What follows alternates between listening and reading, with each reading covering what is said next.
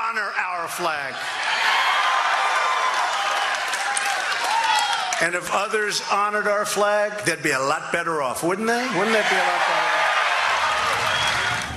That was President Trump at a rally over the weekend in Michigan. He wasn't mentioned by name, but that was probably quarterback Colin Kaepernick he was talking about. Kaepernick has not been signed to a team since 2016 when he began kneeling during the national anthem and started a league-wide trend.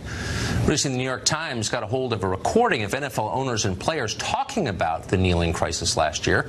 The conversation has lots of talk about damage control and none at all about the core issue. Well, Dave Portnoy is known to millions as El Presidente, not the president of a country, but instead of a mindset. He is founder of Barstool Sports, of course, and he joins us tonight. Dave, I wanted to ask you about this because you're one of the few people whose judgment on this I trust. So Colin Kaepernick has not been re-signed. Do you think in an utter meritocracy, he would be playing or no?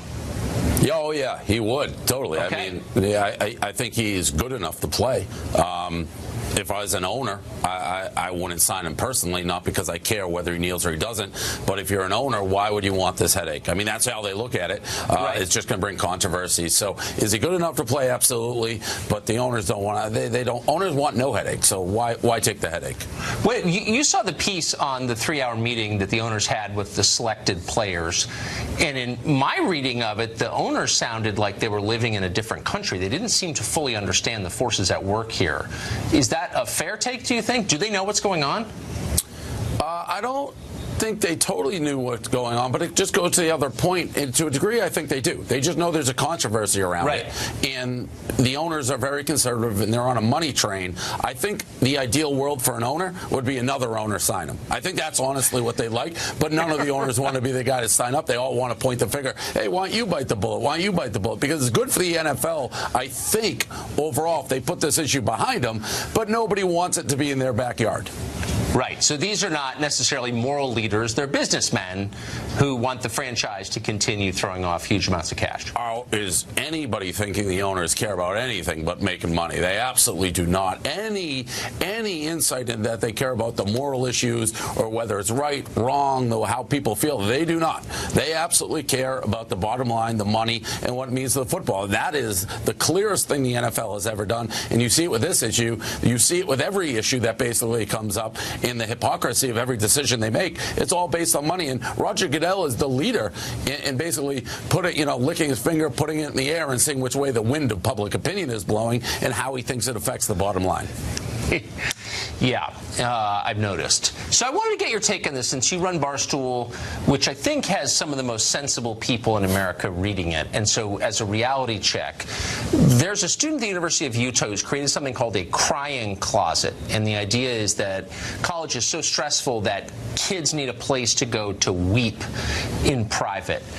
This is apparently flourishing on that college campus. Do you think that your readers would use a crying closet if they had a chance to use it?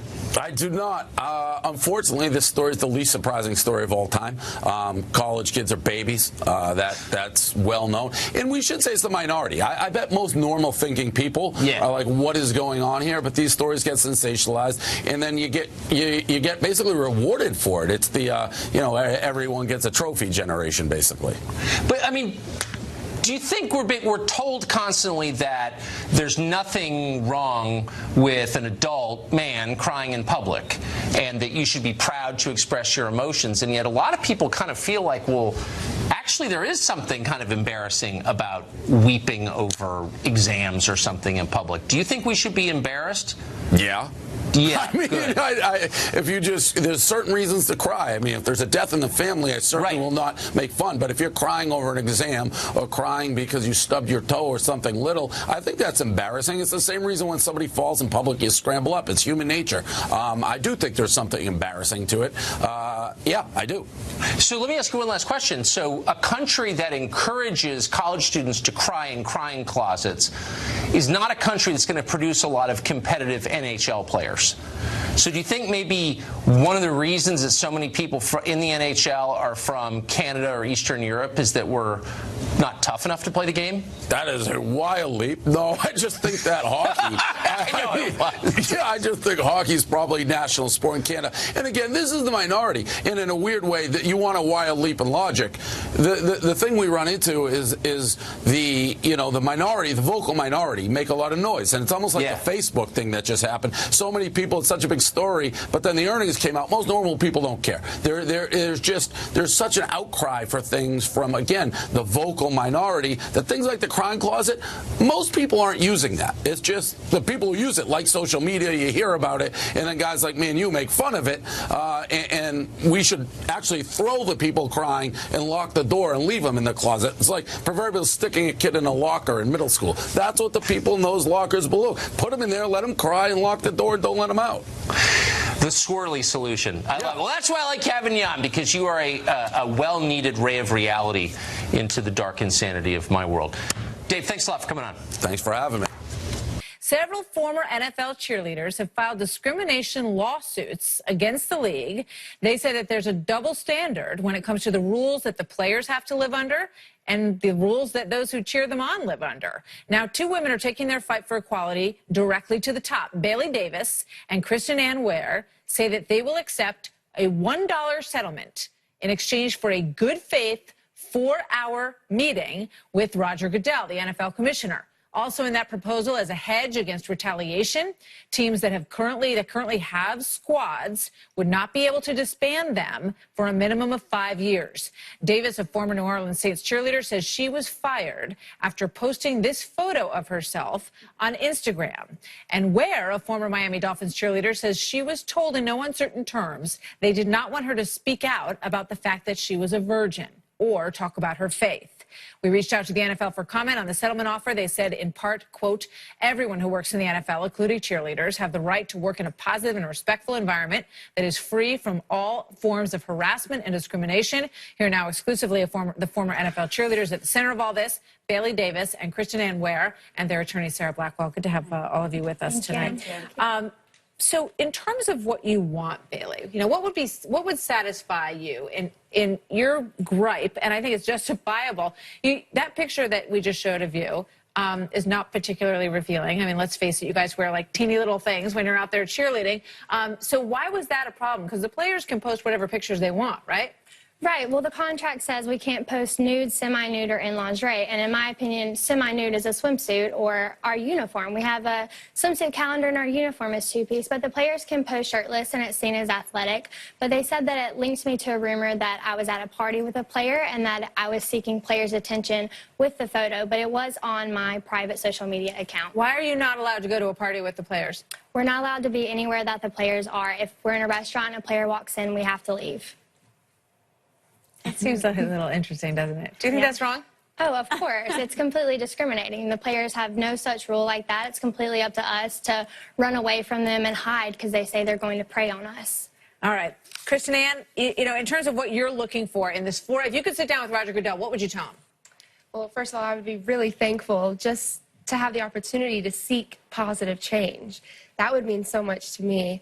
And I can only speak from my experience, but because of what I've witnessed and what I've went through, I believe I can help with the change because of what I've seen. We can come up with fair, professional, lawful rules as well as a fresh new idea. So Sarah, you've given them till May 4 to respond. What do you expect you're going to get for this? Well, May 4th was 10 days to respond, not to say yes or no. They can call, negotiate, ask for extension. But after 10 days, if they don't respond at all, then that's code that we're not interested at all. But I'm very optimistic that they will at least contact us and give us a chance to speak to them because, like the statement they said is, the NFL thinks that cheerleaders have a right to the positive, fair atmosphere and that it should be free of sexual harassment and discrimination. And that's what we believe. And that's why we want to have a collaboration. We're on the same side. And we're not asking them to spend any money. We're asking them to talk to us about certain rules and regulations that they can require the teams to make that will treat them with fair Understood. professionalism. The New York Times ran a piece that basically said that groping and sexual harassment were part of the job. Did you feel that way? Right, we had to go out amongst the fans, you know, they're drinking. I've had my arm grabbed, I've had my butt grabbed. They'll pull stuff out of our hands. We're walking around with cash because we're selling calendars, and we have to do that to be able to go onto the field. And we're just told to smile and be polite and walk away if it gets too, you know, too much. And there was an instance where I did come in the locker room crying, and they told me just to toughen up. Kristen Ann, did you have experience like that? I personally didn't. We had security guards with us, so I'm really thankful for that, but I'm really sad for the other teams that they had to go through things like that. Yeah, you know, there are reports that people were told to go to a fan's house and, you know, hang out with them. I mean, would they ever do that to the football players? No, of course not. And when we did have to do those things, we were in black cocktail dresses. They wanted us in the little black dresses. So did you ever just say, like, you know what, I'm out. Like, this isn't really for me. You know, this is not what I signed up for. No, I mean, honestly, being an NFL cheerleader is an honor, and we were told many times, you're replaceable. If you don't want to do this, there's 100 other girls that would do it for free, and it was my dream job, so I did what I had to. So why just the dollar? Do you think that they deserve more monetary damages in some of these cases if there's groping and harassment involved? Well, of course, they deserve a lot of money, and offering them a dollar settlement demand with the meeting, they don't benefit at all from this because they're not cheerleaders anymore. So even if the rules and regulations are put in place, only the ones there now and the ones to come. So it's very sacrificial, and I hope it shows the NFL and everyone that we're here for empowerment of women and for their rights. Good for you.